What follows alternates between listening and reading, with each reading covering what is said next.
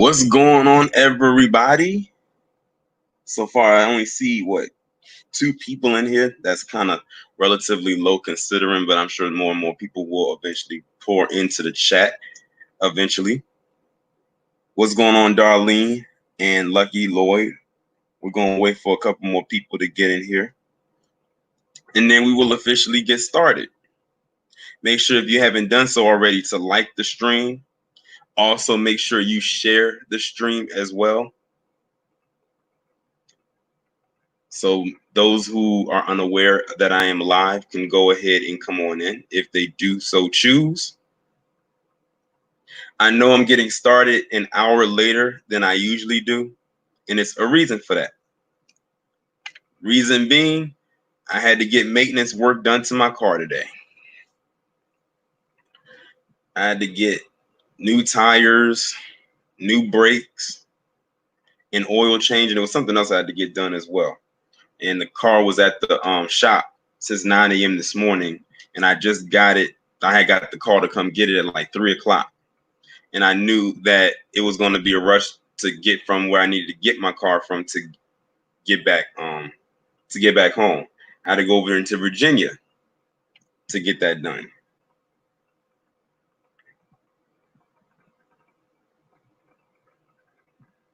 So that's why the stream is starting an hour later than usual. I didn't want y'all to think that I forgot. I even posted it up on Twitter for those of you who follow me. I said the stream will be starting at 5 instead of 4. I didn't give the reason as to why, because I wanted to say it on here. But what's going on to everybody in the chat? It has been a very interesting week in the news in particular. Very interesting. This right here has been a very, very interesting. I can't come up with any other word except that. Oh no, Dan, I didn't have any car issues. It's not like my car was breaking down or anything like that. That's just stuff I needed to get done because this is the first time I got new tires since I've had this car. The brakes were squeaking, so those definitely had to get fixed. I needed an oil change. So it's not like my car was dying on me or I was stranded somewhere. It's just stuff that needed maintenance that had to get done. But now that that's done, I'm pretty much good for a while. It's best you take care of that stuff while you know it's happening to avoid having to have issues. Because I remember one time when I was at the gym, this was before the virus hit. When I was leaving the gym to go back home, my car didn't start. So I'm like, what the hell is going on? I'm checking to make sure did I run out of gas, anything like that? And I know that I didn't. My gas tank was full. Something just kind of got faulty. And my car did not start. So I was stuck in that parking lot and I had to have them tow my car from Maryland all the way into Virginia to get maintenance done. So I had to spend an unexpected day at the dealership. Luckily for me, they gave me a rental that I was able to hold on to for a day to get me from point A to point B, but they had me right by the next day. Shout out to you, Lucky Lloyd.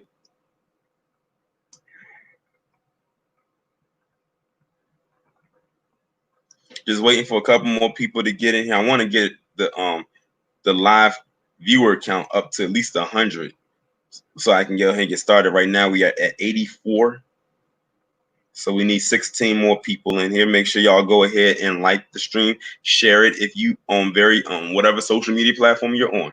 If you're on Twitter, share it there. If you're on Facebook, share it there. If you're on both, share it on both.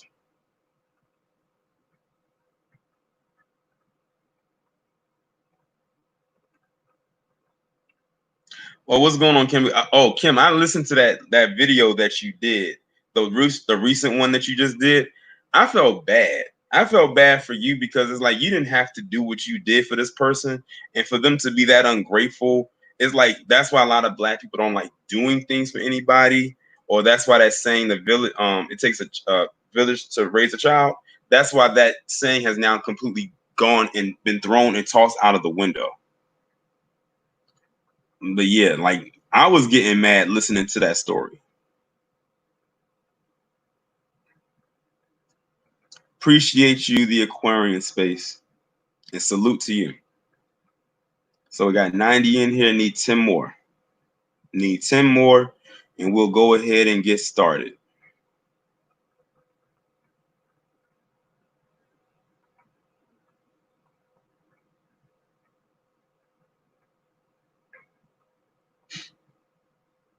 Yeah, I heard about the Tamar Braxton situation. Allegedly, she tried to commit suicide. And I'm going to just put that in air quotes.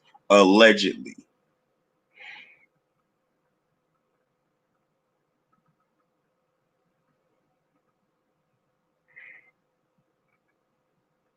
All right, I'm at 92. I need 8 more. I'm not getting started until I get to 100.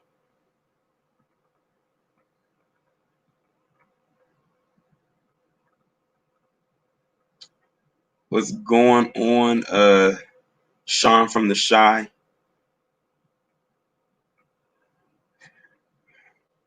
And to everybody that is in the chat. I'm trying to get this thing to 100. Shoot, it can already be there and the numbers are just off. For all I know.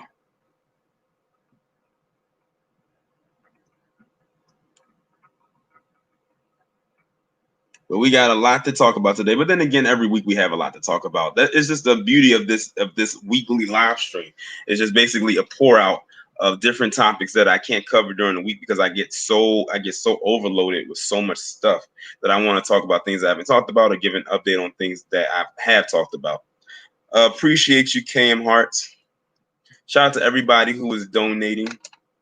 Shout out to everybody that is here. Shout out to everybody who's sharing and liking, sharing and subscribing. Ms. Garcia, you're not late. I just got started. I only need 2 more people. I got 98. I only need 2 more.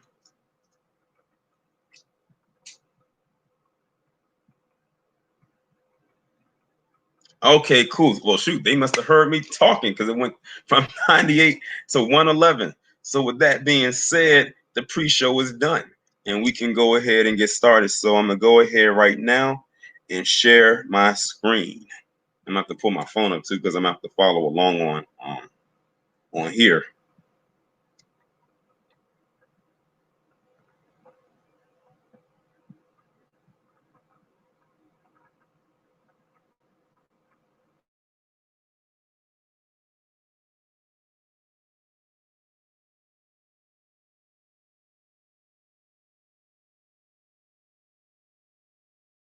I didn't get started at 4. So for those of you who think that you're late, trust me when I tell you that.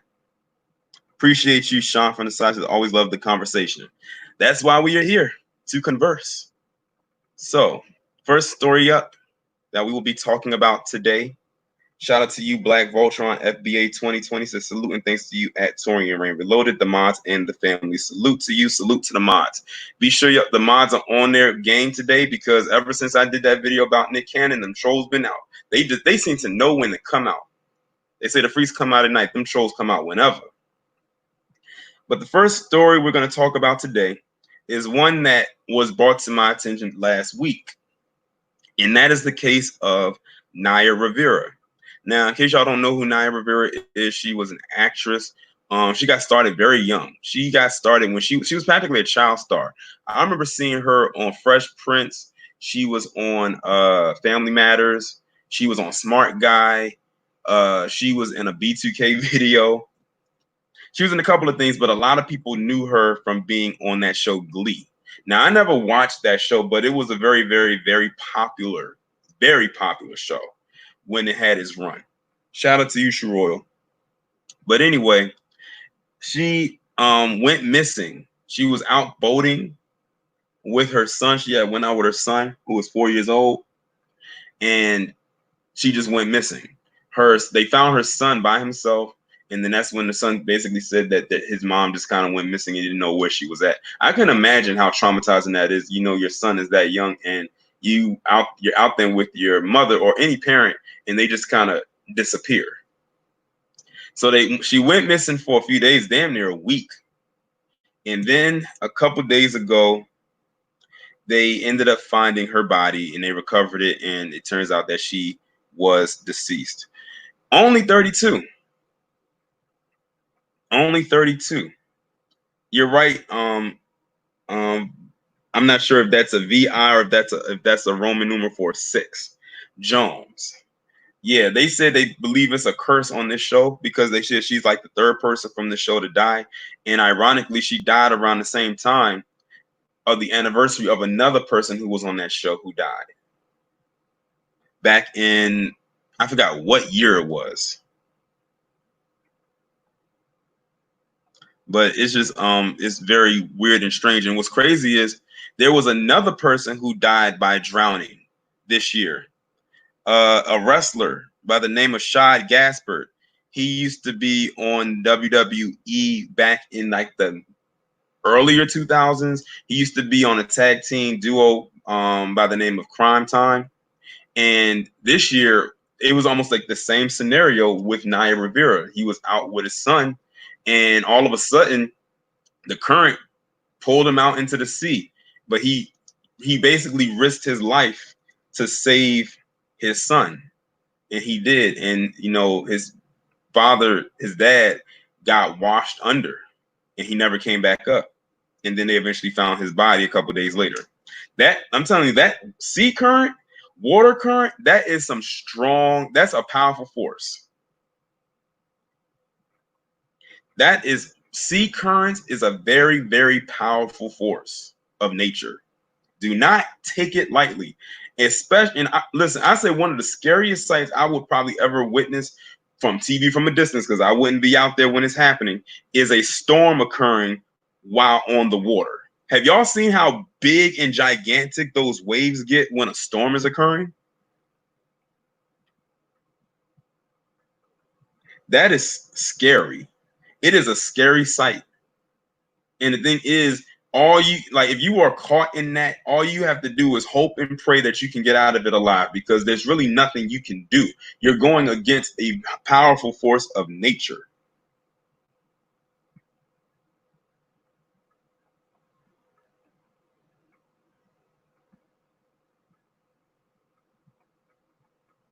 So it's scary. Oh, you said she was in a lake? It's still water, and it was still a form of drowning. But a lot of people, some people out there believe that it's probably more to it than that. But right now they're saying that it was a drowning. They're not suspecting anything of foul play or anything like that. They're just saying that she drowned. Exactly, dark matter, Melanie. You said water is nothing to play with, even for the best swimmers. You're right about that.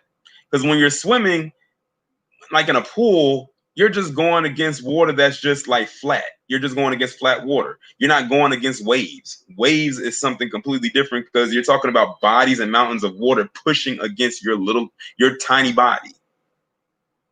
Hell, even Michael Phelps could not swim in waves like that.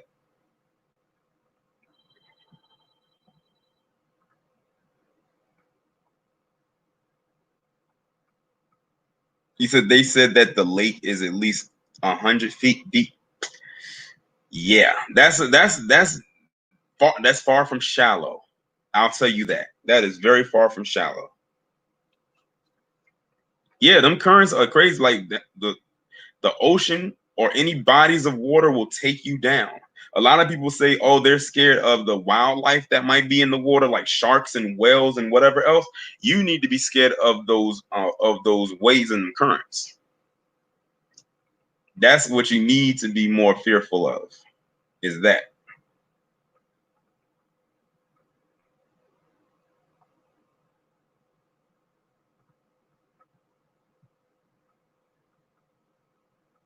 But yeah, condolences to her and to her son in particular. Like, that's crazy. Imagine it.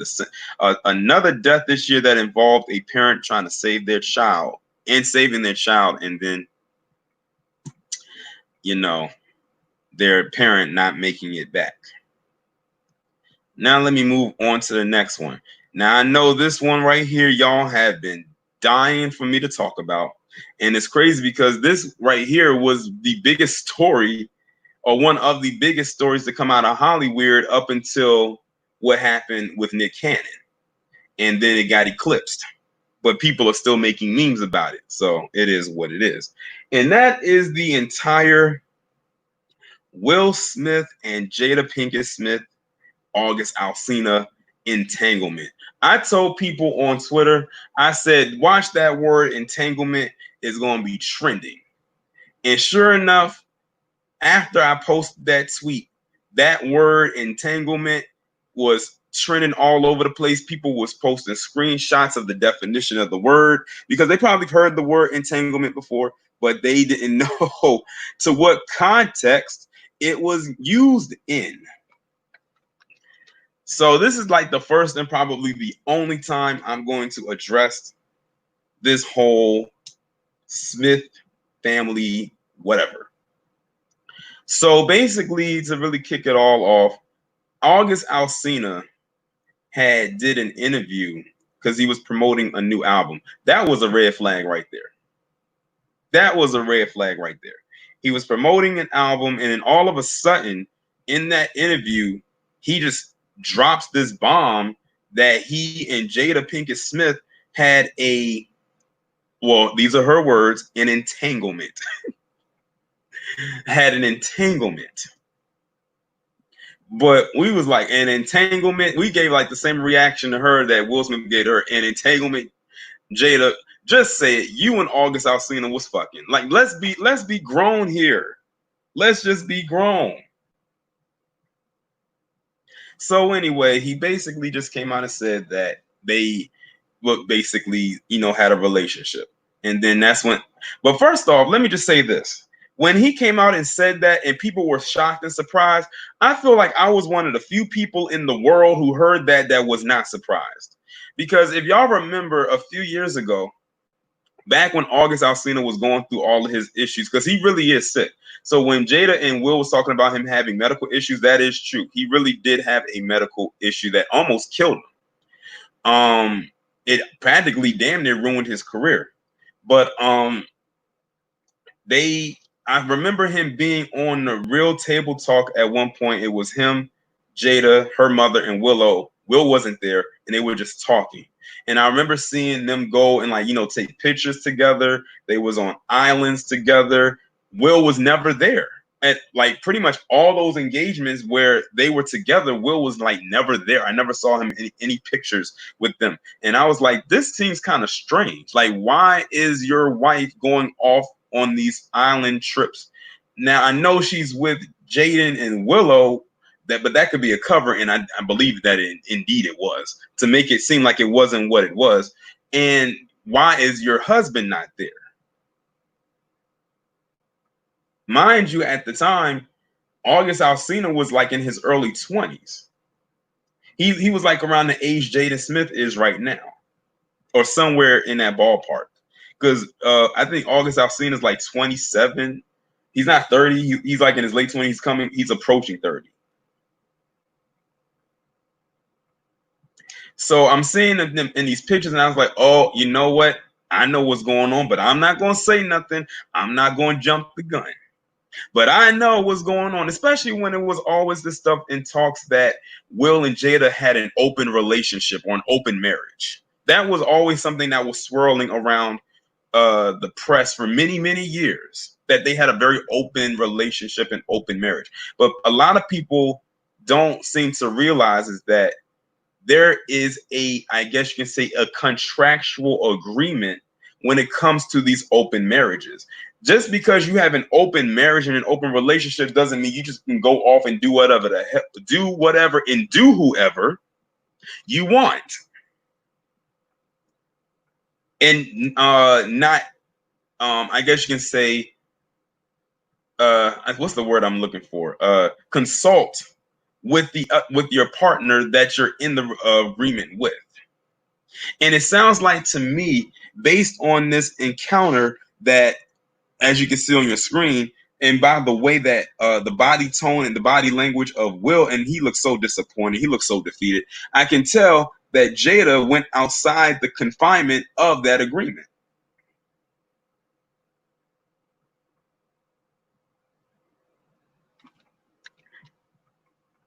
Crystal said, I think August Alsina is the same age as Will's son Trey. He could very well be. He could very well be. I said Will sat up at that table and he looked like he wanted to hit Jada with that newspaper again. For those of you who didn't see that episode of the Red Table Talk when Will was on there the first time, he was basically saying how Jada had kind of had popped off at the mouth and was cursing while his oldest son his oldest son, who was young at the time, was there and had said that she was cursing. He had pulled her to the side and pulled out a newspaper and bopped her across the head with it like she was a dog. He was basically saying, look, I love you and all, but you're not going to be talking like that around my child. There's a time and a place for everything. I said, Will, I bet you wish you could have had that rolled up newspaper right there and went behind her and bopped her upside the head again for talking about that entanglement mess.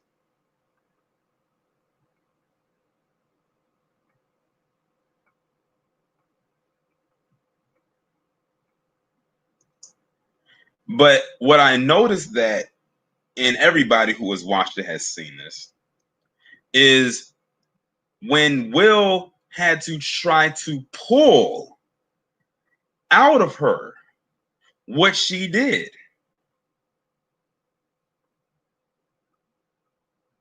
he had to, it was like pulling teeth.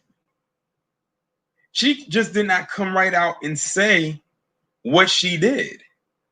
He had to talk to her as if he had to break her down to the most simplest form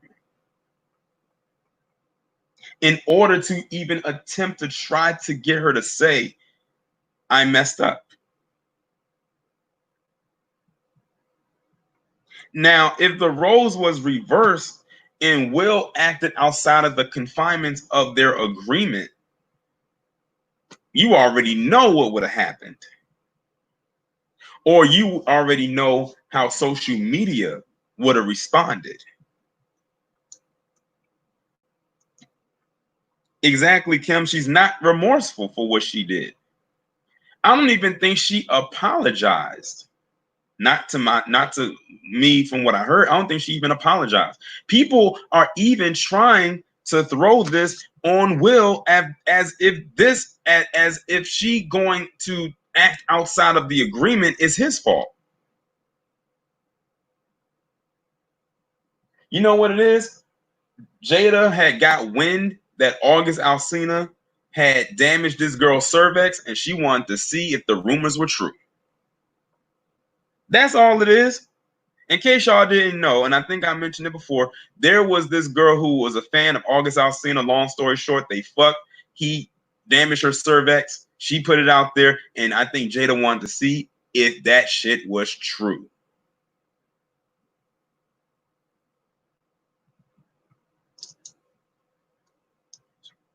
Now, if the shoe was on the other foot, Will would have been made to apologize. And because we live in such a gynocratic establishment or world, he would have done it.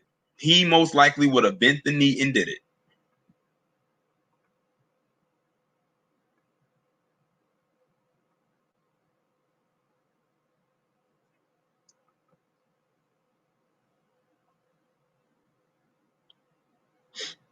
But see, Jada knows where the bag is at. She ain't about to leave.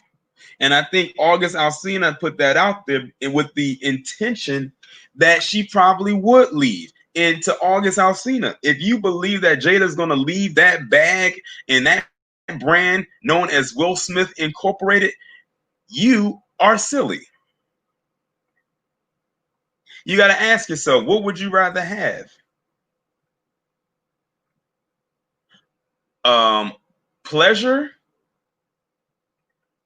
or the bag? In this case, with Will Smith, is more like a vault with many bags inside of it.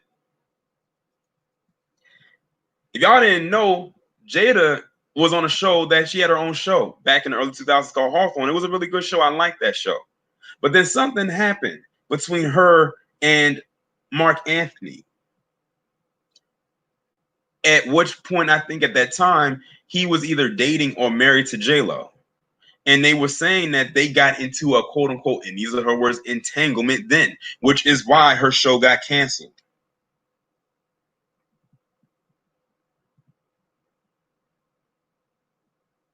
And I think August Alsina caught feelings.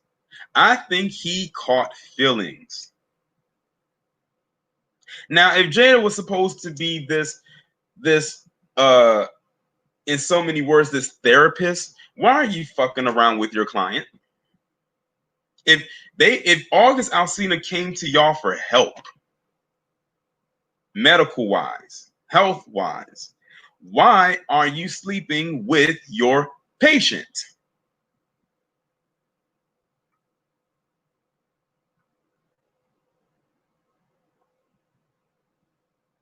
Because I was watching the one LVZ around the time all of this was really blowing up.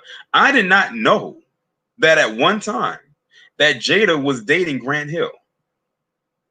And Grant Hill ended up breaking up with her, citing things saying that she was crazy, that she was, in so many words, no good.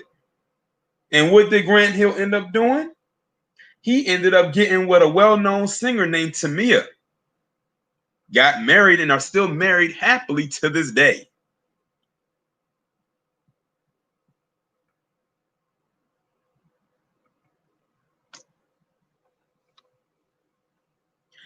But they're gonna try to do their best to kind of smooth all of this over. They're probably thanking God or someone out there in the cosmos that this whole thing with Nick Cannon popped off so people can back up off of them.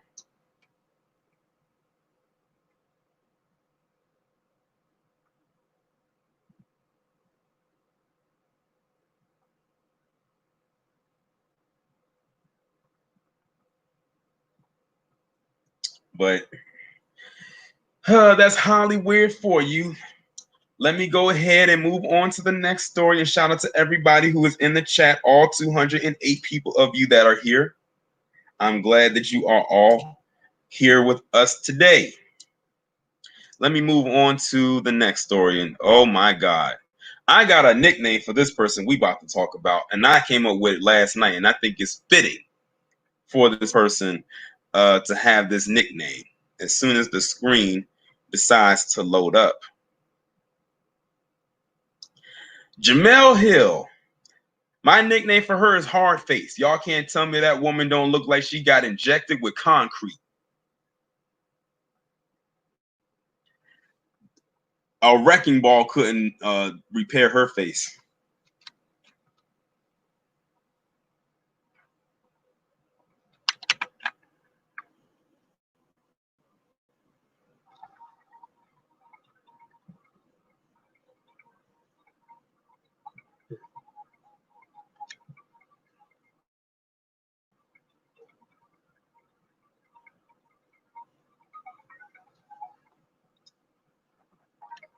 Hold on, y'all. I don't know where that noise is coming from. I think it's coming from this article.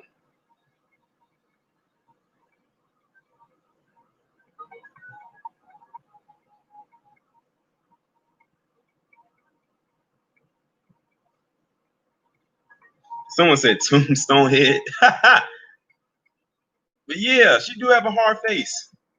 Hold on, y'all. Bear with me. I don't know. Okay. Trying to pause this thing right quick so this sound won't come through and ruin what I'm trying to say. Hold on, let me close that out. Okay. So Jemele Hill on Deshaun Jackson's anti-Semitic post. Unfortunate truth is Black Americans have a cultural blind spot. Shout out to, hold on, let me scroll back up here. Shout out to J Dog. So here's a little something for you. Appreciate you. Shout out to, it says see truth, the revelator. He said, look at Will and Jada's kids. If that's not chaos, I don't know what is. You're right about that. But anyway, on to Jemele Hill. Hard face. So she came out of every crevice up on her neck and basically said that Black people are culturally arrogant. If y'all watch Vicky Diller, she actually talked about this a couple days ago. Jemele Hill done lost her damn mind. Hard face done lost her damn mind. It's amazing to me how many Black people will jump to the aid of other groups and not even have all the facts of what's going on when it comes to talking down or trying to take down other black people. And I'm going to say this in here.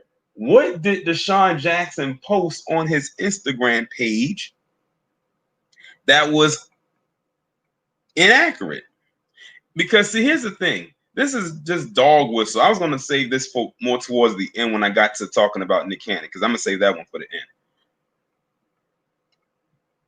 Palm Color has mastered dog whistle language, especially those who are of a certain religion.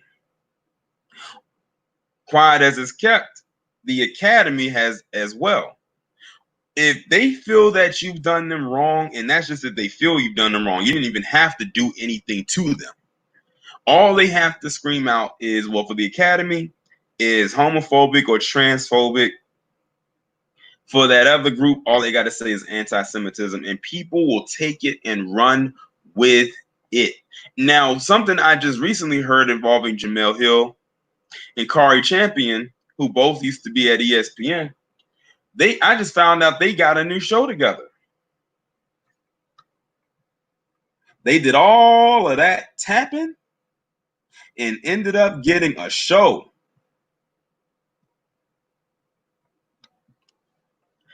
But the fact that she said black people too are capable of being culturally arrogant, those are some very, very strong, harsh statements.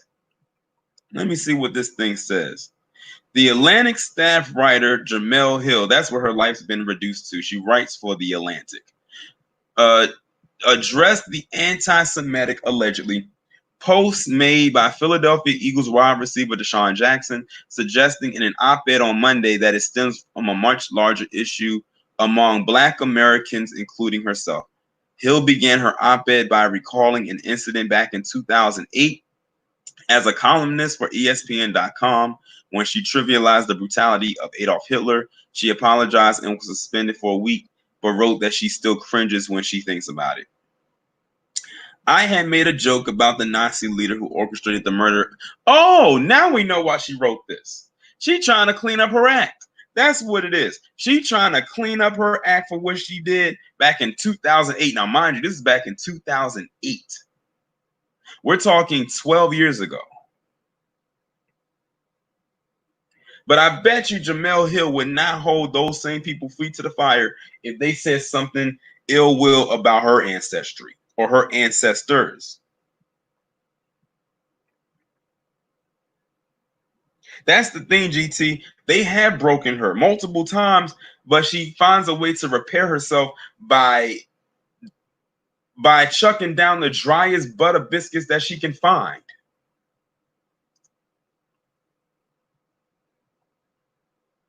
She said, I made a joke about the Nazi leader who orchestrated the murder of 6 million Jewish people. I was, of course, aware of the Holocaust, but I had given little thought to the feelings of the Jewish community because, frankly, it wasn't my own. When others pointed out the insensitivity of my statement, I was mortified. Hill linked her incident to the NFL star writing, like Jackson, I am black, and had anyone made a remark trivializing slavery, I would have been incensed. Would you, Jemele? Hard face? Would you have been? Because you wrote a whole piece about Deshaun Jackson and how black people are culturally arrogant. But this is the same woman who also a couple years ago, when that hit piece went out about black men, heterosexual black men on the Ruit by Damon Young, agreed with that. Literally not even a week or two after black men came to her defense when ESPN wrongfully fired her or suspended her, whatever it was. The same woman. This traitorous drag, the nerve of her.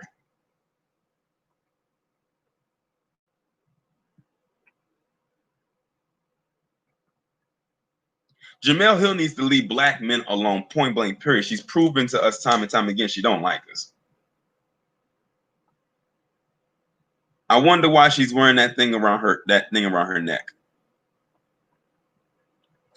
I learned that just because I'm aware of the destruction caused by racism, that doesn't mean I'm automatically sensitive to other forms of racism, or in this case, anti-Semitism. Black people, too, are capable of being culturally arrogant. Shout out to C2 the Revelator. Jemele and Kari on the show together, two peas in the same pod. And the pod is rotting.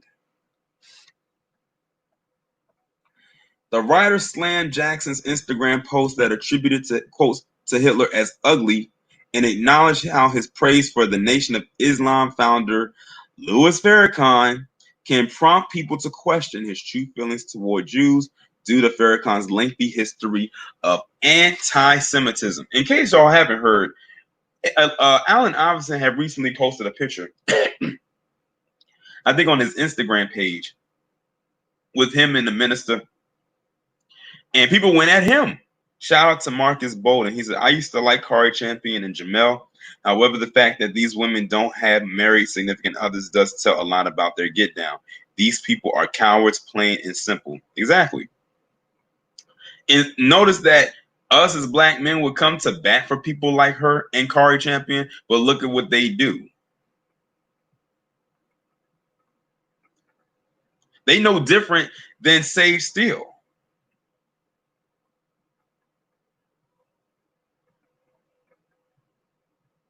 I'm gonna just go ahead and start reading it because it's giving me a headache. Y'all pretty much get the gist of it. She basically wrote that to try to get back to get in good graces so she can get a better job, because she probably don't like it over at the Atlantic.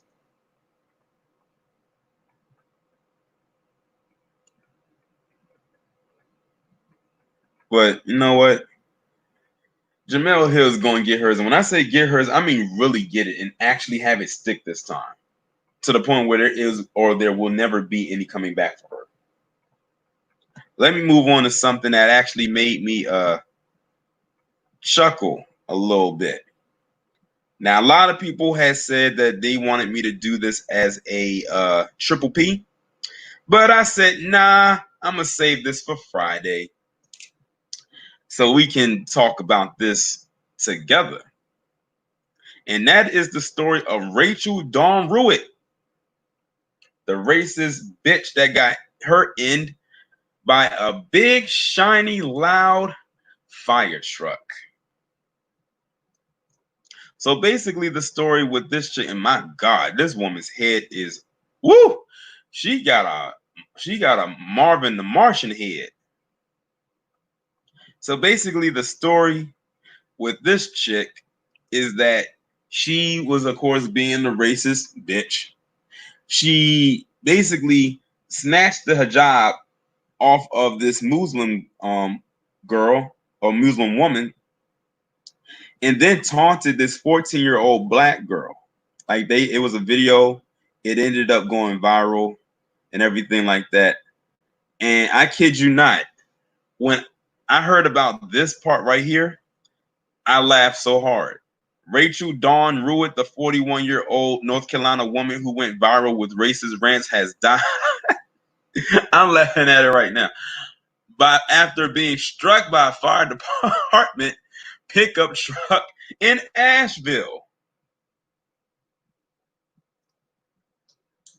And when I had brought this up to somebody last night on a live stream, the first thing they asked was there a video of it? I said, y'all are so petty. Shout out to Attila the Cutest. Jemele Hill was pissed at Michael Smith for turning down a date with her to play video games. She's pathetic.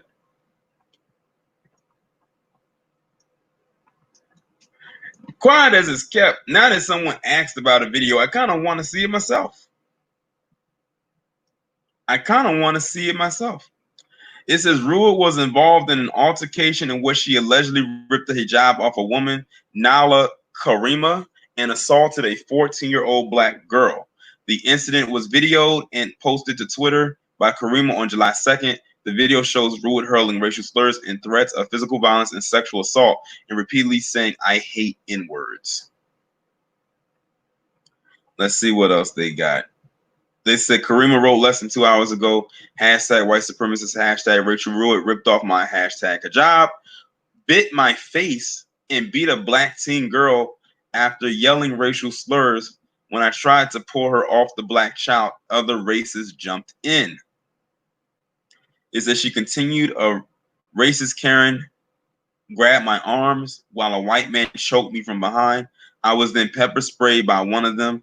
Hashtag thank Allah for the decent ally who stepped in and saved me and the girl. Now, I'm going to be honest. I didn't know all of that in which I just read happened. Like, this chick really went in. Now, I really don't. Well, I never felt bad for her to begin with. I'm looking at this picture right here. I said, I bet her breath stank. No, there's not a video of her being hit by the truck. The video they're talking about is the altercation between her and the Muslim woman and the black girl. That's the one. That's the video they're talking about. There is unfortunately no video of her being hit by the truck. I know all of your petty asses in that chat will wish, myself included, to see that video. But as of now, I don't think there is a video. But that doesn't mean that there probably isn't one, because I'm sure there might be some surveillance cameras floating around somewhere where she got hit by that truck. Asheville police confirmed Ruit died after being hit by a fire department vehicle. That's funny. That's funny to me. Like, that has to be one of the best form of karma I have ever seen in my life. I literally laughed hard when they said she got hit by a truck. That was the first words that came up in one of the articles I had read initially. Because, like I said, I had heard about the story, but I didn't read too much into it. That's why when I saw her face, I was like, oh, I recognize her, but I didn't know her name. But hey, it is what it is. As far as I'm concerned, that's just divine intervention. A planet just happened to align and had that truck align with her. And that's how she got ended. Like, I'm not even gonna lie. Press a 1 in the chat if when you heard about this, did it sound like something straight out of Final Destination? This sounded like something off of Final Destination. As a matter of fact, it sounded like almost like the first one. If y'all saw the first Final Destination movie, the girl got hit by that bus. After she told them that they could just drop dead, what ended up happening? She dropped dead herself and got hit by that bus.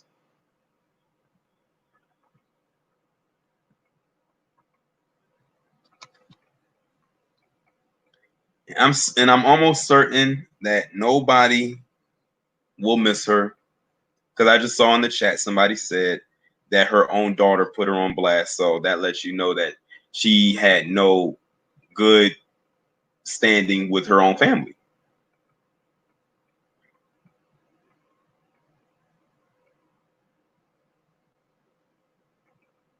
But let me move on to the next story right here. And we are now about to take a trip all the way down to Florida yet again. To a place where the governor down there clearly doesn't know what he's doing. Clearly. Florida adds 11,466 virus cases and 128 more deaths. And this was posted today at 10:30 a.m. Now, at the beginning of the week, they had 15,000 cases in a day.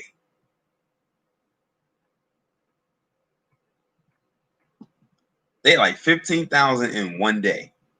Ron DeSantis does not know what he is doing. Or maybe he does and he's that cynical. I don't know. But with Florida having all of these beaches, and then you have Orlando that has Disney World and Universal Studios and all of that stuff, and you know Florida is a hot state, people are going to flock and go there. No wonder their numbers are so high. They were one of those states that couldn't wait to jump the gun in order to open back up.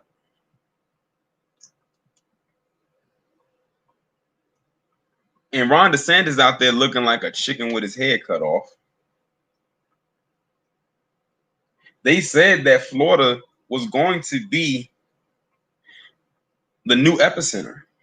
I think they said Florida, Texas. I think Arizona was in there too. So shout out to Money Pro Music. It says, how long now since you were live? I didn't get the notification. I've been live since 5. I've been live since 5 p.m. Eastern Standard Time. Exactly, Miss Cardio Queen. The problem is tourism, because Florida is a heavily tourist like state. Because like I said, you have Orlando, where Disney World and Universal Studios is, and then you have Miami.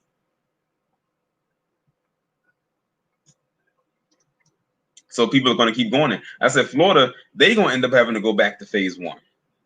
Like there is no way there is no way around it. They are going to have to go back to phase 1. They're going to have to shut all that stuff down. But see, they don't want to do that. They are very insubordinate, just like Texas.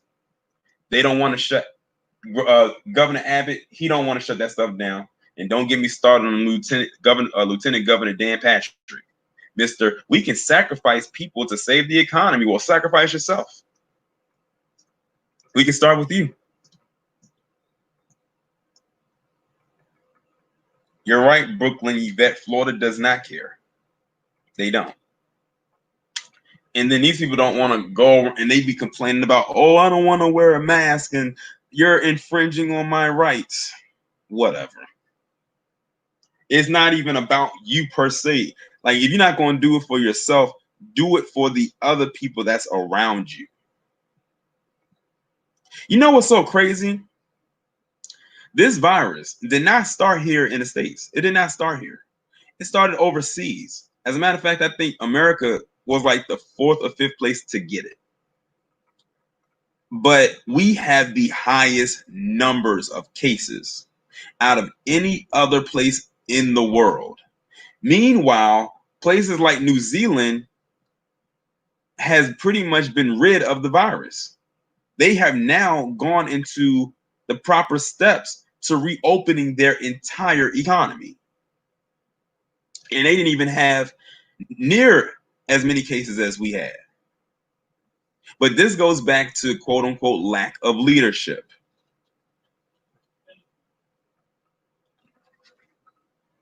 All these other places did and took the proper steps to do what they had to do in order not to get into the position that we are in right now. We are like dead in that last place.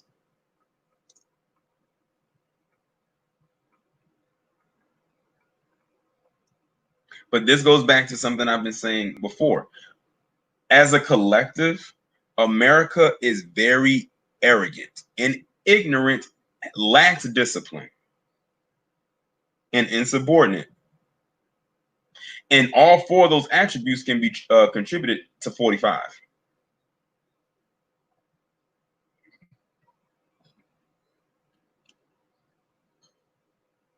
He said Ron DeSantis said that Florida won't be like New York. He's right. It's actually worse. Because see, what happened is Florida was good during the cold months and everything like that. Because it was at the beginning, so nobody was really traveling like that. But the minute it got hot, people was going to fly to Florida, and they did. That's how they knew Florida it was going to be an epicenter during the summer, because they knew people was going to travel there.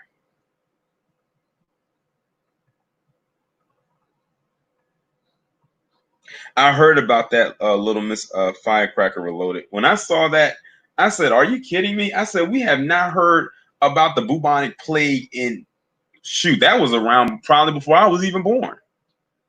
But I heard about it, and I'm sitting there like, "What in the world?" And then when they said that it was a squirrel that tested positive, because someone sent me that article, I said, "A squirrel?" But yeah, Florida, they got a lot to deal with on their hands right now. It's probably a reason why Florida is at the bottom of the map.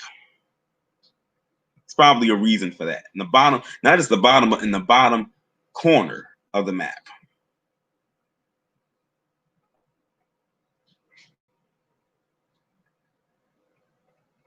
But if they want to keep these numbers going up, that's on them. You ain't got to worry about me taking a trip to Florida anytime soon. As a matter of fact, it's been years since I've been to Florida. And I mean some years. I think last time I went to Florida was back in 2000. So you're talking about 20 years. Well, let me move on to the next story.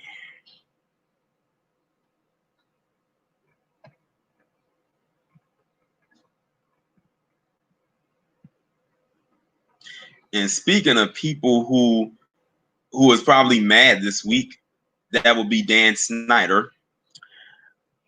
Washington Redskins changing name. Hold on, y'all. Washington Redskins changing name. Trademark squatter says only 4 name options are viable for the 2020 season. This has been something they have been trying to do for God knows how long. When I heard about this, I said Dan Snyder is probably somewhere punching holes into the wall. Because he has been holding on to that name forever. Like, a lot of people think that this is brand new for them to want to change this name because of everything that's going on right now. But nah, this has been going on for years. The natives, they've been trying to get that name Redskins changed for a long, long time right now. And now they finally got their wish.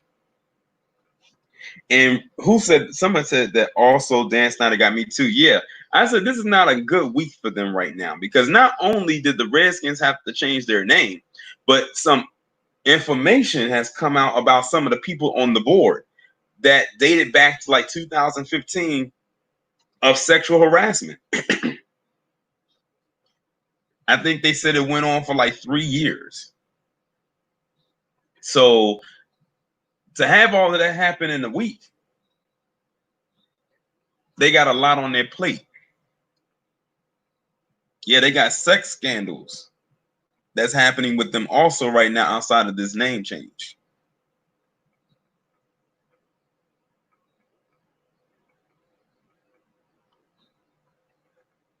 But something tells me that's going to get brushed under the rug. I mean, if they could go to bat and cover for Master Jerry, aka Jerry Jones, and Bill Belichick, not Bill Belichick, but Bob Kraft and all of his stuff, they'll cover for them too. They'll cover for them too. When I think about what these palm-colored owners be going through and the scandals they get caught up in, a part of me is saying I'm kind of glad that they don't have a black owner for that reason. Because imagine if a black owner got caught up in even one scandal, and it didn't even have to be major like what's going on with them. It could be very small. It could be a fender bender, and they'll blow it up or try to do whatever they can to get him up out of that position.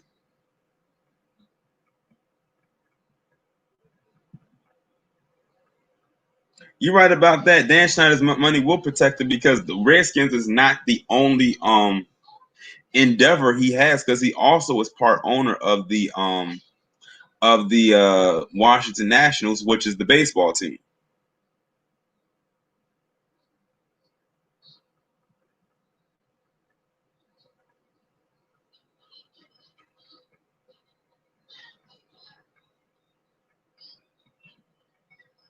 But that's their business right there. I really could care less because I haven't watched an NFL game in years. So, and when I was watching, I wasn't watching for the Redskins. So I really don't care. That's their issue right now. Let Dan Snyder go through whatever it is that he's going through. At the end of the day, he ain't going to be hurting that much. Let's move on to a story that many of us were pissed about. Something that did affect, well, or should have affected us, but didn't affect us.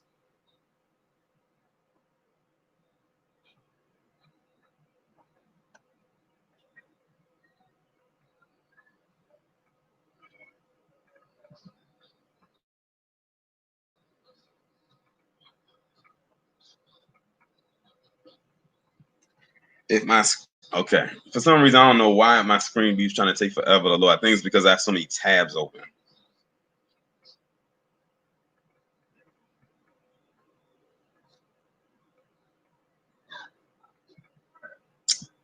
So who heard? Speaking of Asheville, because I talked about that Rachel Ruit character.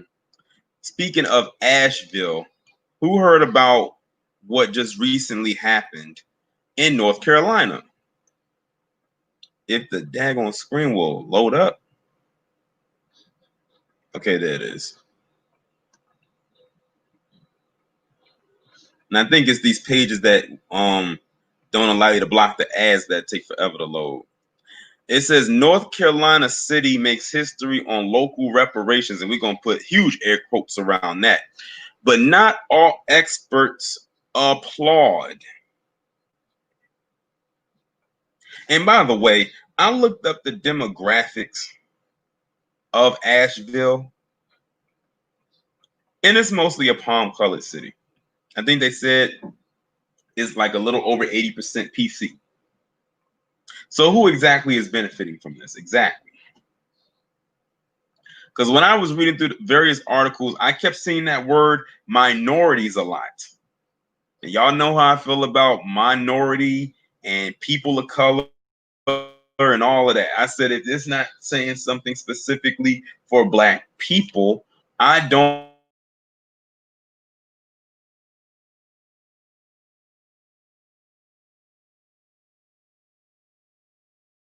want it. And then I completely checked out of it. So you mean to tell me that y'all can give half of Oklahoma to Native Americans because on a promise, and rightfully so, they promised it to them. Hey, they deserve it. But when it comes to us, there's no land allotted, there's no money, there's just little trinkets or little nigga trinkets. And then you say minority, so 9 times out of 10, it's not just going to be for Black people, but you're going to give it to various people who are quote unquote considered to be non-white.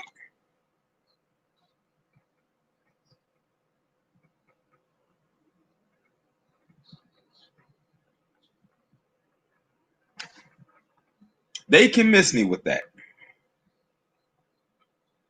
And the thing is, they expected us to be excited about this because they're so used to us accepting crumbs.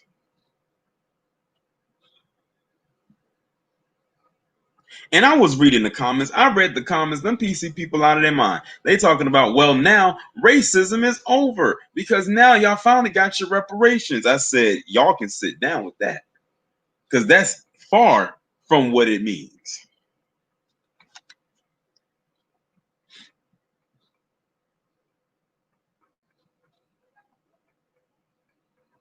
Because this is not what we demand. Not even for that state. When we say reparations, we mean everything that is owed to us, including the money, all 14 plus trillion dollars of it, and not a dime to be missed or miscounted. We want our own military. We want our own political base. We want land. We want tangibles. Whatever this is that they tried to conjure up in their cauldron in their basement, ain't it? And to think we're going to accept that is some BS. But look at how the title is written. Not all experts applaud. That shows you right there that they wanted us to be happy about this. And what they're going to do is they're going to then deem us to be ungrateful. They're going to say, well, we tried. They didn't accept it. So no need to keep on pressing the issue. Well, y'all can scale back if you want to, but we're going to continue to push forward.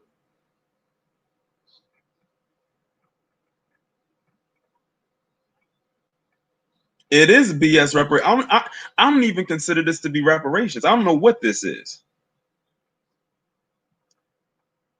I don't know what this is supposed to be. I really don't. Let's see. It says with a historic July 14th approval of reparations for Black residents, the city joined a very small but growing group. According to several experts, the number of cities with reparations program is tiny, but racial disparities laid bare by the virus pandemic and political momentum following the death of Minneapolis resident George Floyd. You know what's so sad? It took a virus and the death of a Black man for them to even consider even doing this. And when they did it, they failed and hard. Let me see what else they talking about in here. It says among the few cities to pass are Chicago and Evanston, Illinois. State governments considering them include Maryland, New York, New Jersey, and Pennsylvania. See, what they're doing is they are trying to pass this same kind of so-called reparations that they're doing in Asheville. They're trying to pass it also to various other states and think we're going to just accept this. We're not. We're not.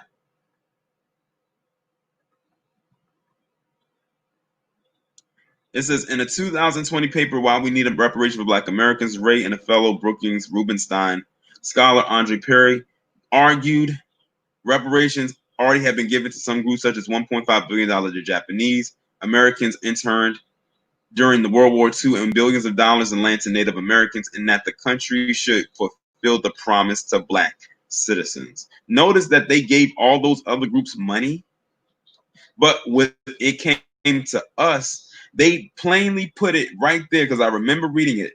This is not a cash payment. Well, if you don't have cash or a check attached to this, how can you really call it reparations? Because reparations, there's usually something monetary attached to it.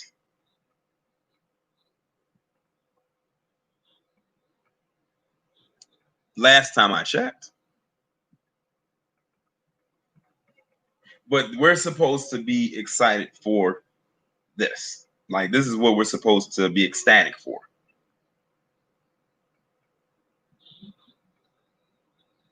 They gonna have to go back to the drawing board and try harder. And I mean, really, like, the thing is, they didn't even try with this. This is just something they probably put together and think that we was gonna be okay with it. Guess what? Hate to burst your bubble, but we're not okay with that. We're far from okay with this. They gave all this money out for, this virus and everything, so people, aid and everything like that. They're still passing out these unemployment checks, the stimulus checks, and everything like that. Listen, they have the money. Don't let them fool you and say that they don't have it. They have it. It's just that they're choosing to do with whatever with it that they want. Shout out to Solo Dose. Just cut the check. No reparations, no vote. Exactly. November gonna be very interesting this year. And watch, when they don't get the results they want, they're gonna blame it on us like they usually do. At this point, I can't even be mad. I just laugh at it. Laugh and shake my head.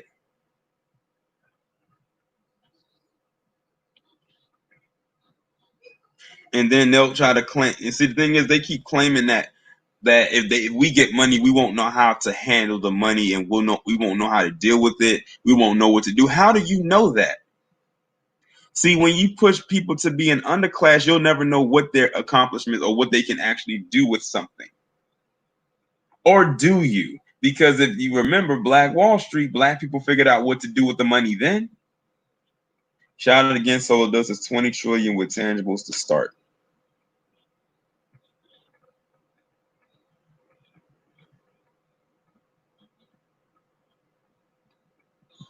They have the money. But they assume that Black people mishandle money. Oh, well, isn't that the pot calling the kettle black? Because there are numerous stories about how Palm Color has mishandled money.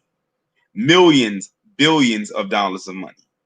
Of other people's money at that, not even their own. Like, you got to be very rotten to not only mishandle and mismanage funds, but to mismanage someone else's funds.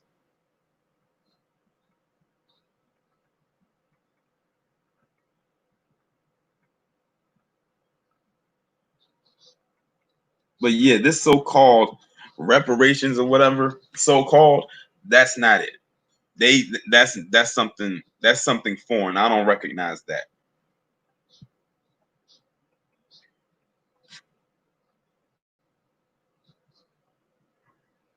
All right, let me go on to this one. Now, this one right here could have been a triple P as well. But I said, let me go ahead and incorporate it into the live stream.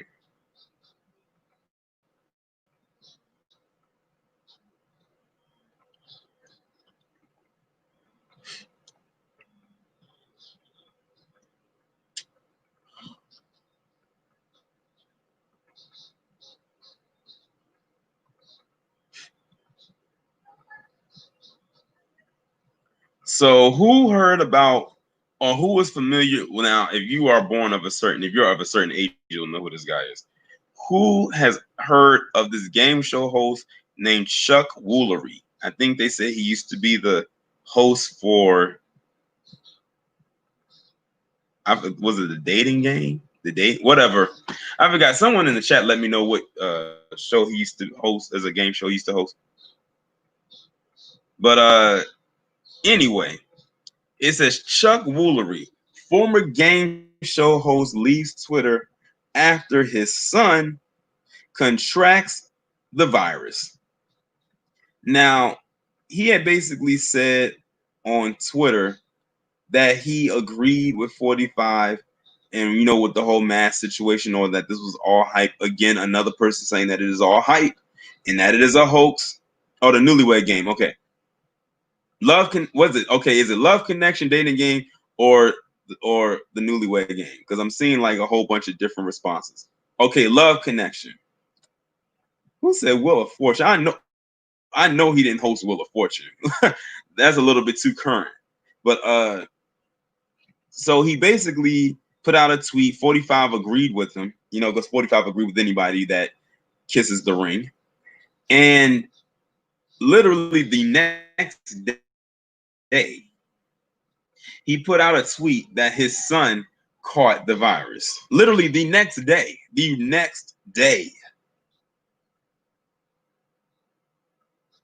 And so to avoid being embarrassed,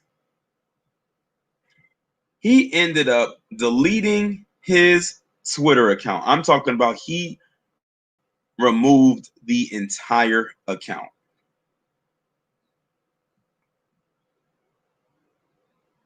Also, he did host the Wheel of Fortune. Well, I stand corrected because I was so used to it being Pat Sajak. I say he must feel like an utter fool right now. I keep telling people, y'all gonna stop saying that this thing is a hoax and that it's all hype. This is the third time I've done a story this week where somebody, was foolish. One went to a woo-woo party, got it and died. Someone who was a 45 supporter and said all kinds of racist stuff, said it was all hype and a hoax. He died. Now, this guy right here basically said the same thing, but it didn't affect him. It affected his son, and now his son has it. And then because he was embarrassed, he deleted his whole Twitter account. But not before Twitter got a hold of his tweet and screenshot it and put it on blast. Like I tell you, the now we have two things that are seemingly undefeated. That is the internet and this virus. And right now, in some cases, they work hand in hand. I feel absolutely nothing. It's unfortunate. I don't know what his son's belief. I don't even know how old his son is. But let's just say he's of a certain age. I don't know what his son's belief is. But if he wants to blame anybody for why he has it, he can blame his dad. You can start there. And that's what he gets. I wonder if 45 is going to reach out to him and tell him that he hopes his son gets better. No, he'll probably just say it's fake news, knowing him. He probably going to say it's fake news.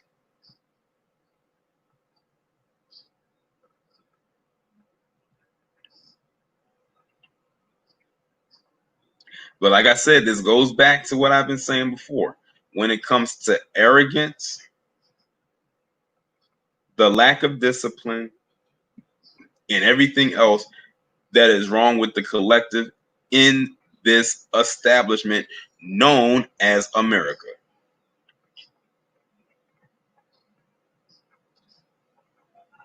I don't know why they don't think that this thing is real. I don't know why they think that. I'm like, have y'all not seen the cases, the numbers? Sure, some will argue that they're overinflating it, but if people are dying from this, then yeah, maybe that's the case. You want to know what's even more funny? Wasn't it 45 that said that this virus will be gone by Easter, and it has to be gone by Easter because we need to get people back in church? I say he don't even believe that himself. I wonder when's the last time he even walked into a church. Then they said, oh, it's going to be gone by the summertime. Well, we are almost a month into the summer months, and the cases are still going up, and people are still dropping like flies. And who knows what it's going to look like when it gets cold again when fall hits. And fall is not far away when you think about it. Fall kicks in October. No, September. I'm sorry. Fall kicks in at the end of September.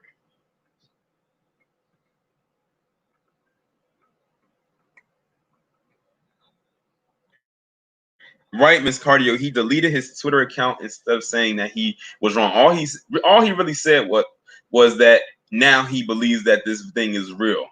So it's real now because your son got it, but it wasn't real when other people got it.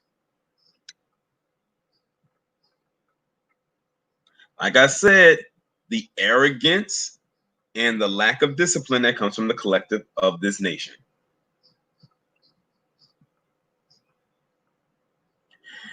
All right, let me move on. This is going to be the last one, and this is the one that everybody has, the reason why everybody is here. But I'm going to combine it, though. It's going to touch on a few things. As soon as the screen loads again.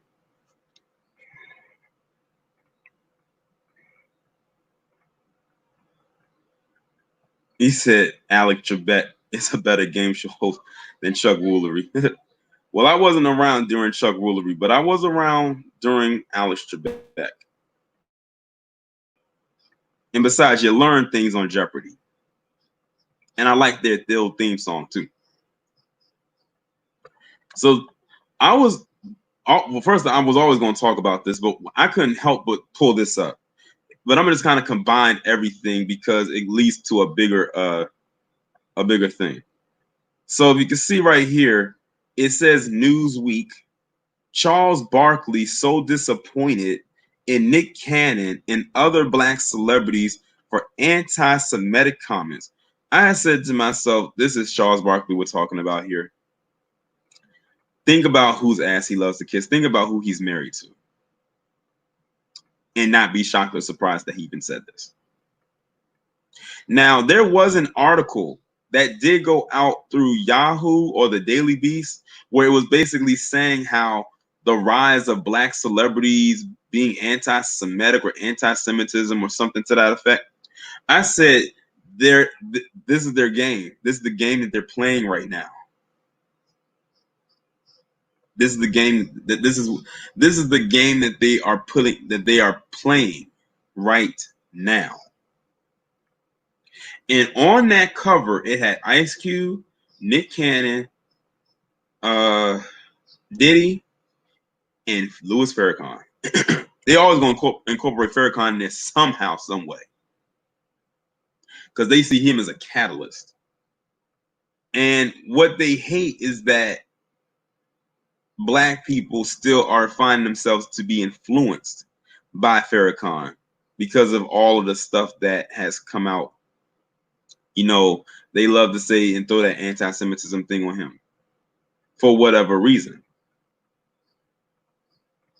Now here you have Charles Barkley saying he's so disappointed. I highly doubt it. But you can tell that Charles Barkley is one of the people that wouldn't buck the system anyway. Remember, this is the same guy that said he's not a role model. He's the same person that assaulted a child. And I'm glad he said he's not a role model, because that's probably the most honest thing he has ever said. It says, on the most recent episode of his podcast, The Steam Room, NBA, I don't know if we can call him great, Charles Barkley said he was so disappointed in black celebrities like Nick Cannon, Deshaun Jackson, Steven Jackson, and Ice Cube for making anti-Semitic remarks recently. I would like to know, what anti-Semitic comments did any of these guys make?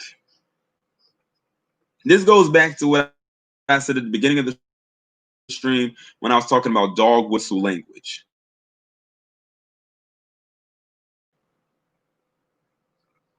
That's all they have to do, is yell out anti-Semitism for them, or homophobic or transphobic for the Academy, and people will latch onto that blindly. And most of the time throw their own under the bus while doing it, because usually that always comes in our direction. And it's like, what did you like? What did they say? Can you please point it out to me?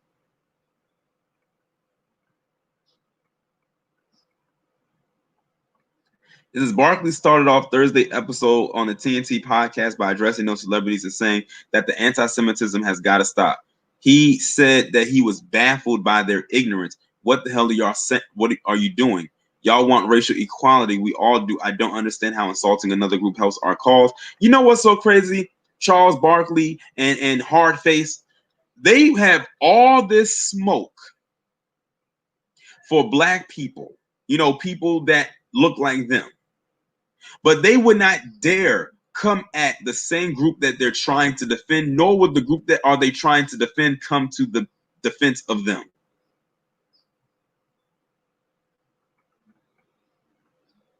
Point blank, period.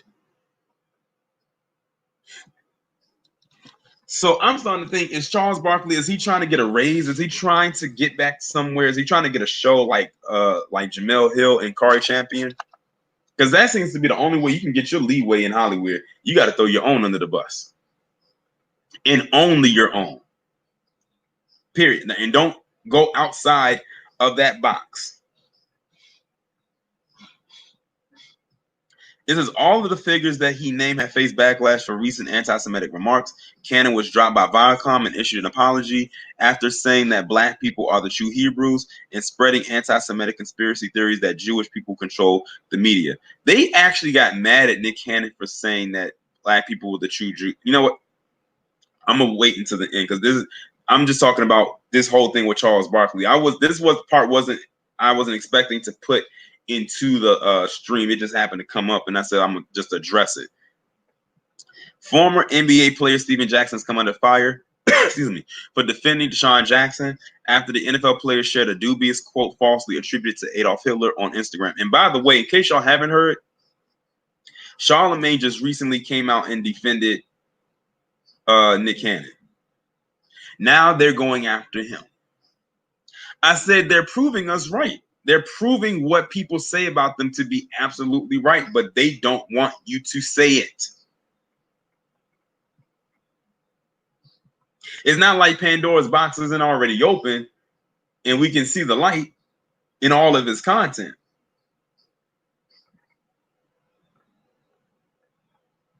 So basically him saying that they control the media and they control everything, that's considered to be anti-Semitic.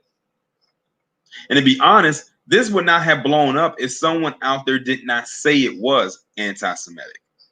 That's why I said dog whistle language. Depending on who's holding the dog whistle, it'll work every time. And because they're holding the biggest one, the biggest and the loudest one, it works every time. I don't trust Charlemagne either, because he said, I really don't. He's now that's a flip-floppy person for you. It says Ice Cube, meanwhile, recently likened NBA legend Kareem Abdul-Jabbar to Judas for criticizing him in a column written for The Hollywood Reporter. In the piece, Abdul-Jabbar shotted the rapper for tweets in June that spread anti-Semitic conspiracy theories and suggested that images in general implied that Jews were responsible for the oppression of blacks, as Abdul-Jabbar put it. Now, here you have Kareem Abdul-Jabbar, who is a black man himself. Now, yes, granted, his real name is Lou Alcindor, and he now is a part of the Muslim faith. And or maybe he's practicing Judaism, because the way that he said, I don't know. And that's how Ice Cube got wrapped up into this.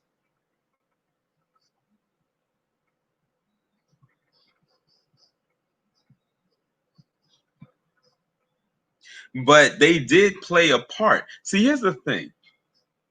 They don't want to acknowledge the role that they played in the oppression of black people, because they want to stay in a position of where they are the ones oppressed. I'm like, how are you the ones who are oppressed, but you have all the power and you control pretty much everything? Like, you can't find pretty much anything without their name attached to it in some way, form, or fashion.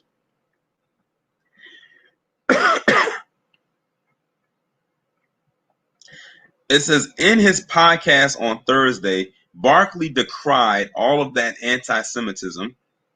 We can't allow black people to be prejudiced also, especially if we're asking for white folks to respect us. Charles, you are one of the few black people who is asking for respect from them. Shout out to you, Solo Dolo. It says Small has owned slaves too. We know that. They know that, but they don't want us to talk about it, because that takes away their quote unquote oppression. If you want respect, you got to give respect, but I don't understand how you beat hatred with more hatred. Charles Barkley, they've been doing that to us for years. But then again, look at who he works for. Look at who pays him. Look who he sleeps with. He's not going to rock the boat. I said his wife leaving him will probably be one of the biggest form of karma that could come his way, honestly.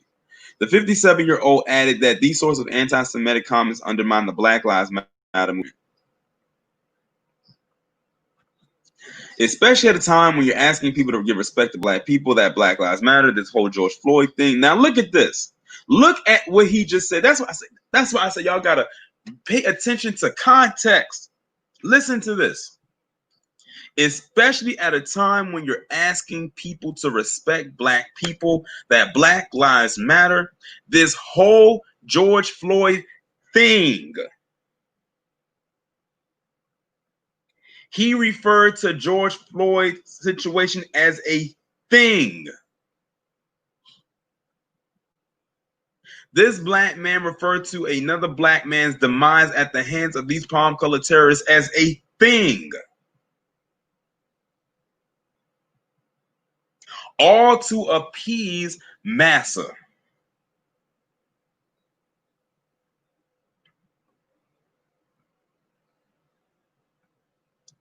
He said, I don't want to alienate anybody and to take shots at the Jewish, the white race. I just don't like it because it's not right. Look, there it is. And he said, to take shots at the Jewish and the white race, I just don't like it. You know, if there was a rebellion on the plantation, Charles Barkley would be the one to ruin it. He would be the one to go snitch.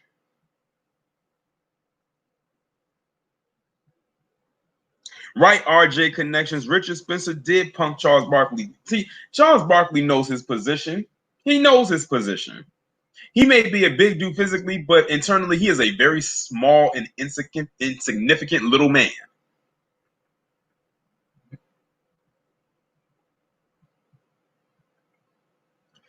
I don't want to alienate anybody, and to take shots at the Jewish, the white race, I just don't like it because it's not right. Your time will be coming, Charles Barkley. It says, while many celebrities have offered apologies for offensive comments, Barkley called them lightweight and flimsy, saying they seem insincere. Charles Barkley, I'm starting to wonder, are you Jewish yourself? Are you? I doubt it, but are you? Because the way you come in the bat and the way you come in at black people's neck, the way that you are, seems harder than ever. Let me read that again. While many celebrities have offered apologies for offensive comments, Barkley called them lightweight and flimsy. Now, those I've seen, well, some, I'm not all, in that community said that they quote unquote forgave Nick Cannon. I don't know how true that is. But the way that Charles Barkley is coming at people like Nick Cannon, Deshaun Jackson, Ice Cube, and others, he made it seem like it was a personal attack on him.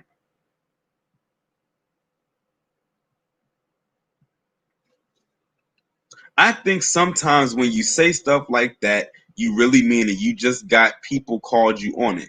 I don't understand how that could be in your vocabulary and in your heart. I don't understand. I'm never going to accept it. Well, Charles Barkley, we don't care what you accept or don't accept. You at one point did put on a dress and you look like Fiona from Shrek while in it.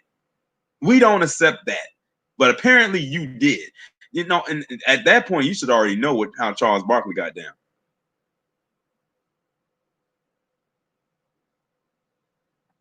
Barkley commended Abdul-Jabbar for his recent column in the Hollywood Reporter in which he called out those same celebrities. Abdul-Jabbar also criticized the response to their remarks, describing it as a shrug of meh rage. The ex-Laker noted, recent incident of anti-Semitic tweets and posts from sports and entertainment celebrities are a very troubling omen for the future of Black Lives Matter movement, but so too is the shocking lack of massive indignation. On his podcast, Barkley said that he himself couldn't say the sort of things that Cannon, Steven Jackson, Deshaun Jackson, or Ice Cube have. I ain't never gonna say something bad about another ethnic group. Never ever. That's not in my heart. Well, you just basically said, and you just basically came down on your own group. He said, "That's not in my heart." Charles Barkley, we need to check your chest cavity because I don't think there's a heart there. He said, "That's not in my soul. You lack it. That's not in my DNA. I think your DNA is kind of spliced. I think you're like a hybrid of something because it's definitely not human."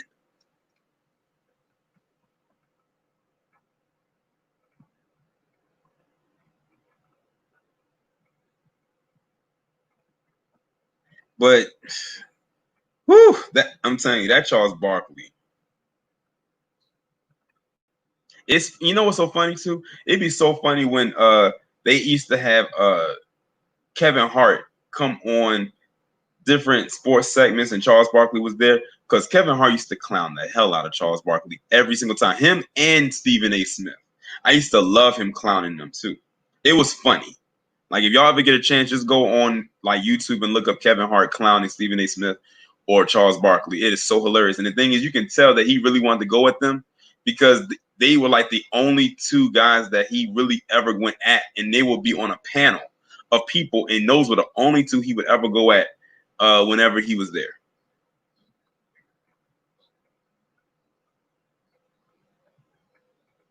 But let me go ahead and go back to my main screen and stop the sharing of this screen right quick, so I can now formally address this apology, quote unquote, that Nick Cannon gave. Hold on, let me stop sharing the screen right quick. And again, shout out to everybody who is here, all 240 people. So I can now address this whole apology that Nick Cannon gave. So if y'all saw my video last night, I talked about Nick Cannon and the comments that he made when he was interviewing Professor Griff on his show. And how pretty much he was right. Like, we did not see anything wrong with what he said. He didn't say anything remotely anti-Semitic like they put it out there to be. They were just upset because, of course, when he mentioned Farrakhan's name, I said, at that point, I knew that they was going to come for him. He had Professor Griff on their show, who they also don't like because of comments he said about them back then. As a matter of fact, when Professor Griff said what he said, he actually got kicked out of Public Enemy back in the day for that. It was either kick him out or the group would just basically get dropped from the label, and that was it. So they made the conscious decision to kick him out. And then when Viacom had demanded Nick Cannon apologize, he doubled down and said, "No, I'm getting an apology from you because you fired me from my show, and I want the rights to my show, to Wild 'N Out." And then that's when they said, okay, that's it. We're just going to cut ties with you. We're just going to fire you. And then that's when he came back and in so many words gave this very layered apology. And it came in multiple tweets, like very layered tweets, to the point where I just stopped reading them. Because at one point it just sounded like it didn't sound like it was coming from him. It sounded like it was coming from some other place. It just didn't make sense after a while. The point is, he should not have had to apologize for speaking what he believed to be true. And he did it in a way where he wasn't talking about harming anybody. He wasn't talking about destroying anything or threatening anybody. He just said that a certain group of people run everything in this country. And he wasn't lying. But they called it anti-Semitism so people could gang up on him. And I said one thing that Nick Cannon should have done before he went on his little apology tour was say to those people, point out to me in my, I guess you could say my little rant, where I said anything anti-Semitic, anything remotely in that ballpark. Because that's what Tamika Mallory did. And that's how she got them off of her back. That's what he should have did. But because they came at him all at once, like literally in a gang style formation, he folded. And he didn't ask the right questions. You could tell that he did not know how to deal with that kind of pressure. In case y'all didn't know, Wild 'N Out has been out since 2005. I mentioned that in my video last night. Viacom just got the rights to his show last year. So to me, it sounds like Viacom has been planning this for a while, but they needed a way to get it. Because if you notice, when Nick Cannon was going at them, he was saying how, I'm demanding to get my rights back, which basically isn't saying that he never had it. And he was coming for it. Shout out to Solo. He said, I barely watch TV anyway. Black media is all I need. It's too easy to excuse me. It's too easy to boycott Viacom and their poison. All right, appreciate you for stopping through, Ms. Garcia.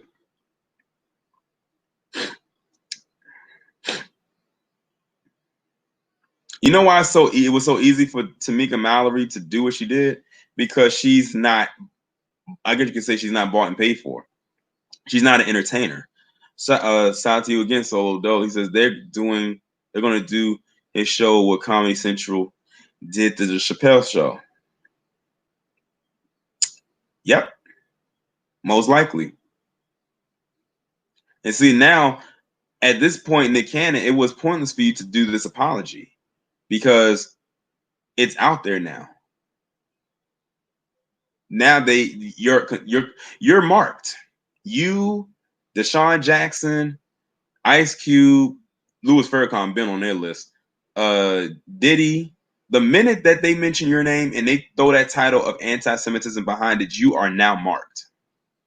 You are now on their watch list, which means they are going to make sure they follow you everywhere you go. And if they can get a scandal on you, they're going to blow it up. Think about Michael Jackson. He called out Tommy Mottola, who was Jewish and who was the head of Sony at the time. He called him the devil. And he didn't mince his words. He said Tommy Mottola is the devil. And he didn't scale back when he said it. But they sure made sure he paid a hefty price because he was about to release an album. And all they did was they messed with the record sales. So it didn't sell as much as it should have. And then what happened a couple years later? Them child molestation stuff kicked back up. Of course, they found him not guilty of all of that, but that would follow him for the rest of his life. But you see what happens when a black man speaks out against the establishment, especially one who has influence. Shoot, even D Wade, as crazy as his life is, tried to come to the defense of Nick Cannon, but literally put out a tweet trying to to scale back what he said and basically said, no, that's not what I meant. What I really meant was this. D Wade, be quiet. Sit down and be quiet. Because you and that high priestess witch that you married got way more issues than what's going on with this. You need to take care of your home or whatever is left of it. What's going on, AB Media?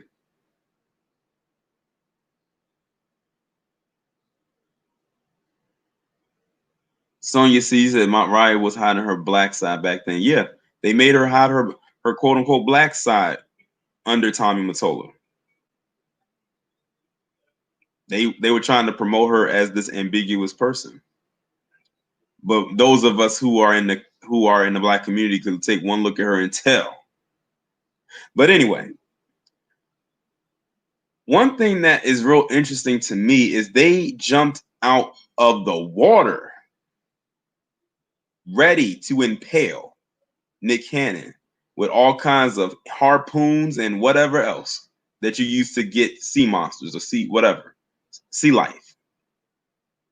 But Nick Cannon, Louis Farrakhan, Ice Cube, Diddy, and Deshaun Jackson, and whoever else that they feel like they're gonna put on their list, never one time did they actually threaten to harm any of them or actually carry out a plan that would be deemed as domestic terrorism. However, in the last 5 years, you've had multiple incidences where you either had threats or people actually carry out domestic attacks against people in that community, and the people who did it happened to be palm colored. You're right about that too, Dana. And that was through Les Moonves.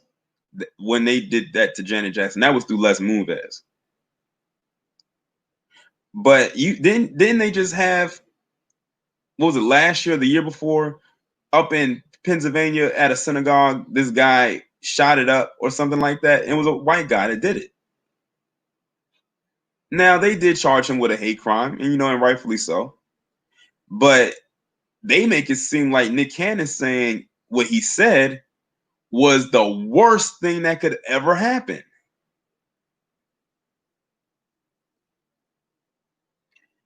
So let me get this straight.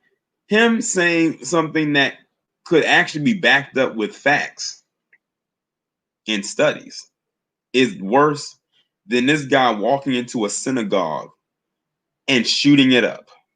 Like how Dylan Roof did back in 2015. Like it was in that kind of style. That was worse in their eyes. They really don't like Farrakhan. And every time they try to see if they can get one of them to debate him, they always back out or they find a way to make it not happen. Every single time. Every single time.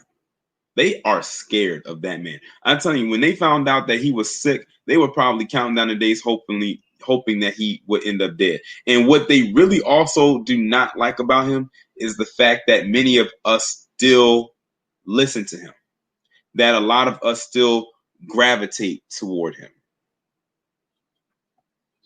Because also in that article that was written by the Daily Beast, it echoed that. They was like, it's a problem that people still follow him. Why is it a problem?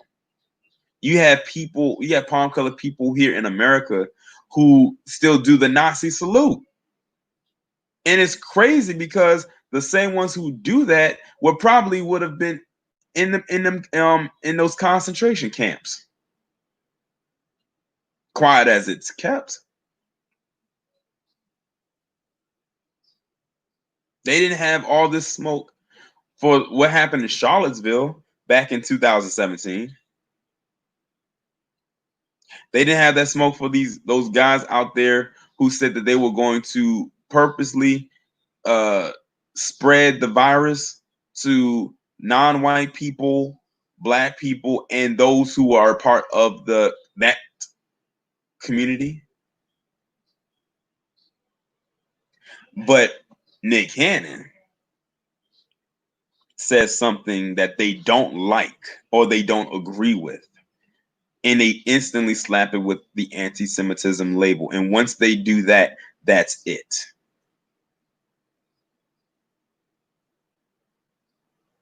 Apparently, our words harm them. Apparently so.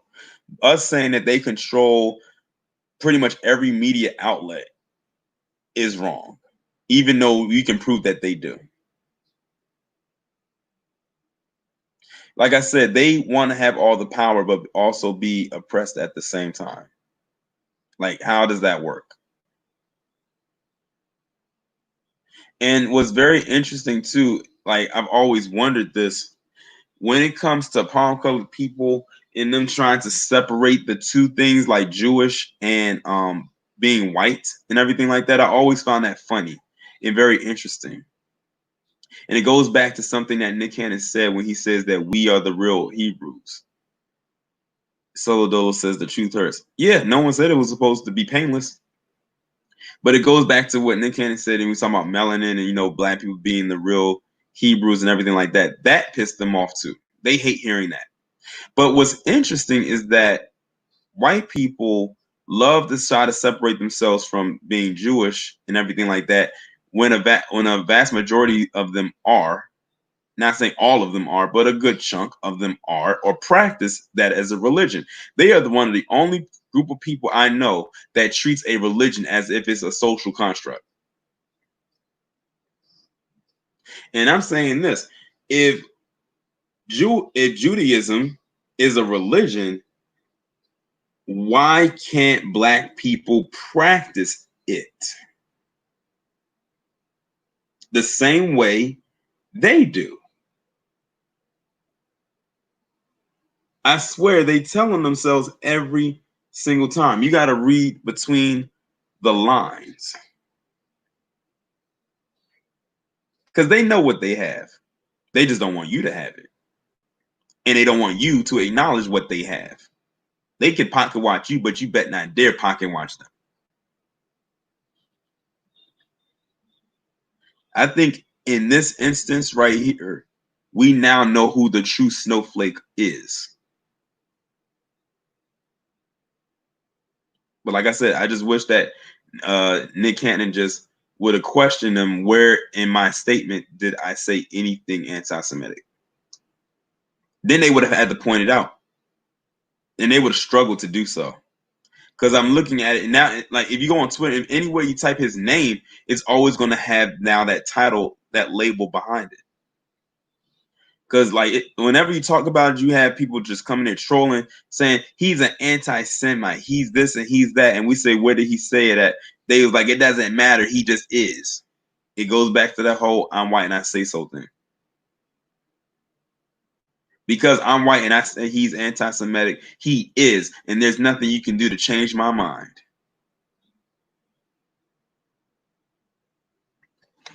It is what it is. But that's the end of my stream. I hope everybody enjoyed. I'm glad everybody came through. Shout out to everybody who donated. Shout out to everybody who left a like. Shout out to all the new subscribers. Shout out to all the old subscribers, returning subscribers. Of course, we will be going right back to our regular scheduled program tomorrow. 4 videos a day, 9, 12, 1, and 9-12, 4-8. And well, I'll see you next week for the next live stream.